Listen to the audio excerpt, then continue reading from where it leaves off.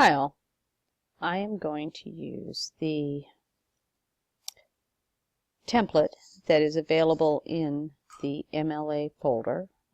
It's the first item in there. If you look at template, you'll open it up and you'll see a page that looks like this. It is already set up for you so that you can type over it, and that way you will meet the basic MLA requirements for your first paper. For instance, up here you would replace the word last by double-clicking in the document and typing your last name here instead of the word last. So my last name is Cahill, and it would look like that.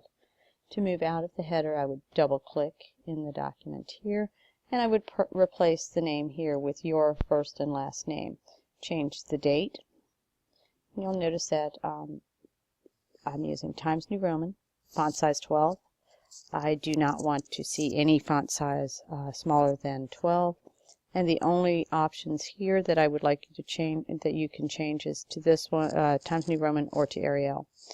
Down here, the title case begins with a capital letter. You'll see each of the first letters of the word begins with a capital letter. The first word is always capitalized, no matter what it is. If the words the, a, or an are in the title, or the small coordinating conjunctions, that's the fanboys, for and nor, but, or yet so, any of those words would be lowercase letter. So articles and the small coordinating conjunctions.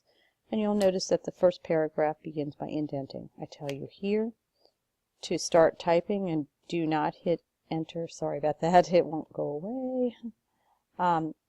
Don't hit enter until you get to a new paragraph. Remember to proofread and to save. I discuss sources in here, and for this first paper, most of you will not be using sources because you're talking about your own personal learning style. When you get to the end, I want you to run a grammar and spelling check, and I want you to change the default in Microsoft Word, and I'm going to walk you through that process using this document as well. So I want you to use a more specialized or collegiate level grammar and spelling check than the Microsoft Word template already has. If I come up here to the Word file, I open up a new set of options here, and I'm going to go all the way down to the bottom, and I'm going to select options. When I select options, you'll see that there are different options available. You're going to choose proofing. And then you're going to move to the right-hand side here, and you are going to select grammar and style. It's already selected on mine. Most of you will have the default, which is grammar only. You want to change that to grammar and style right here. I always ask that it shows the readability statistics, so I see about what level you're writing at. Typically, people who are in college are right about at 9th or 10th grade level. That's pretty standard. We usually write quite a bit lower than what our educational attainment is. That means that if we have graduated from high school, we typically write about 4 years below that. Anyway, so just so you know kind of things I look at. Over here you look at settings, and I want you to click settings, and that's after you've already selected grammar and style here. So you select settings, and you notice the top I'm looking at grammar and style.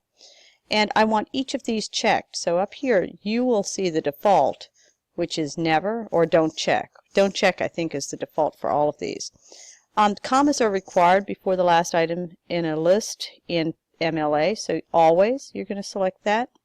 The next one, you're going to select punctuation, required with quotes. Yes, punctuation belongs inside quotations.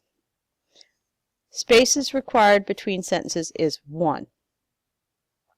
Down here it's asking you for the grammar, and I want you to check each of these items. I don't think fragments and run-ons and negation are selected in this, and possibly subject-verb agreement. So you want all of the grammar items checked, and you want all of the style items checked, including the use of first person. So Microsoft Word will automatically check the use of first person for you. For this paper, you can leave that one off if you wish, because you are allowed to use first person in this first paper.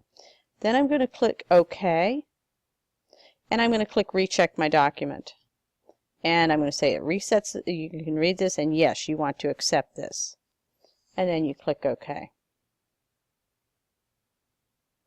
And what it'll do is check your document. You'll see that I have a blue underline here. Blue underline indicates a style problem. So I'm going to check it, and you can see different ways to use the computer to self-check your paper by going to the Easily Fixed Errors chart, EFE chart, which is a proofreading document I've created for you, and that is in week 2. And right mouse click here, and it'll tell you you should use the word. Here, I know it's going to be because of the spacing. By the way, you can see these dots in between the words because I have the paragraph symbol clicked up here. So when I turn it off, you'll notice that the spacing has disappeared. And the blue underline you can't see. Why would it be blue? Well, I know it is because right here. And I see that the word please is not spelled correctly, and for some reason Microsoft Word did not pick that up. So when I scroll down here, you'll see that there's a series of blue underline. That's because it's a citation. This is sample works cited, and you'll see that this will give you some grammar suggestions here.